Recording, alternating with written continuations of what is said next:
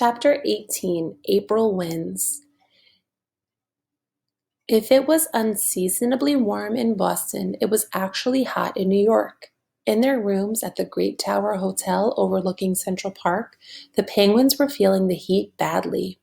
Mr. Popper took them up to the roof garden to catch whatever cool breeze might be blowing. The penguins were all charmed by the sparkling lights and the confusion of the city below. The younger birds began crowding over to the edge of the roof and looking down at the great canyons beneath them. It made Mr. Popper very nervous to see them shoving each other, as if at any moment they might succeed in pushing one over.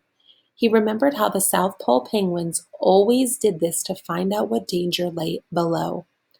The roof was not a safe place for them. Mr. Popper had never forgotten how badly frightened he had been when Captain Cook had been so ill before Greta came. He could not risk the chance of losing one of his penguins now. Where the penguins were concerned, nothing was ever too much trouble for him. He took them downstairs again and bathed them under the cold showers in the bathroom. This kept him busy a large part of the night. With all this lack of sleep, he was quite drowsy the next morning when he had to call the taxis to get to the theater. Besides, Mr. Popper had always been a little absent-minded. This is how he made his great mistake when he said to the first taxi driver, "Regal Theater." "Yes, sir," said the driver, threading his way in and out of traffic of Broadway, which greatly interested both the children and the penguins. They had almost reached the theater when the driver suddenly turned. "Say," he said, "you don't mean to say those penguins are going to be on the same bill with the Swenson seals, do you?" "I don't know what else is on the bill," said Mr. Popper, paying him. "Anyway, here's the Regal." And they piled out and filed in at the stage entrance. In the wings stood a large, burly, red-faced man. "So, these are the Popper performing penguins, huh?" he said. "Well, I want to tell you, Mr. Popper, that I'm Swen Swenson, and those are my seals in there on the stage now. And if your birds try and funny business, it'll be too bad for them. My seals are tough, see? They think nothing of eating 2 or 3 penguins apiece." From the stage could be heard the hoarse barks of the seals, who were going through their act. "Papa," said Mrs. Popper, "the penguins are the last act on the bill. You go run back quick and get those taxis, and we'll let the penguins ride around a while until it's time for their number." Mr. Popper hurried out to catch the drivers. When he returned, it was too late. The Popper performing penguins had already discovered the Swenson seals. "Papa, I can't look!" cried the children. There was a sound of dreadful confusion on the stage. The audience was in an uproar, and the curtain was quickly rung down. When the Poppers rushed onto the stage, both penguins and seals had found the stairway leading to the Swenson dressing room and were on their way upstairs. "I can't bear to think what's happening up there," said Mr. Popper with a shudder. Mr. Swenson only laughed. "I hope your birds were insured, Popper," he said. "How much were they worth?" "Well, let's go up and look."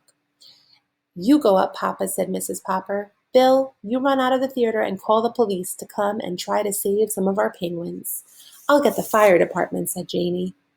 When the fireman, with a great clanging, came and set up their ladders so that they could get in through the window of Mr. Swenson's dressing room, they were a little vexed to find that there was no fire at all. However, when they found 6 black mustached seals sitting barking in the middle of the room with 12 penguins parading gaily around them in a square, they felt better.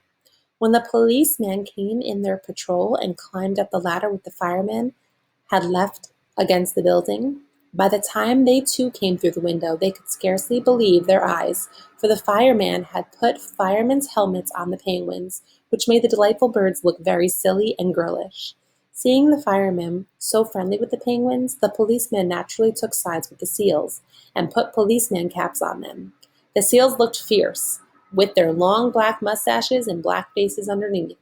The penguins, under their fireman's helmet, were parading in front of the policeman, while the seals, in their policemen's caps, were barking at the firemen, when Mr. Popper and Mr. Swenson finally opened the door.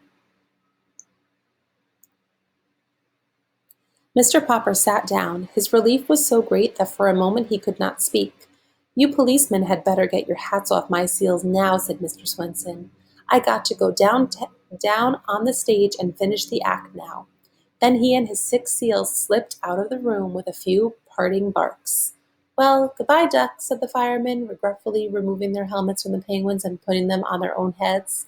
Then they disappeared down the ladder. The penguins, of course, wanted to follow, but Mr. Popper held them back. Just then the door flew open and the theater manager burst into the room.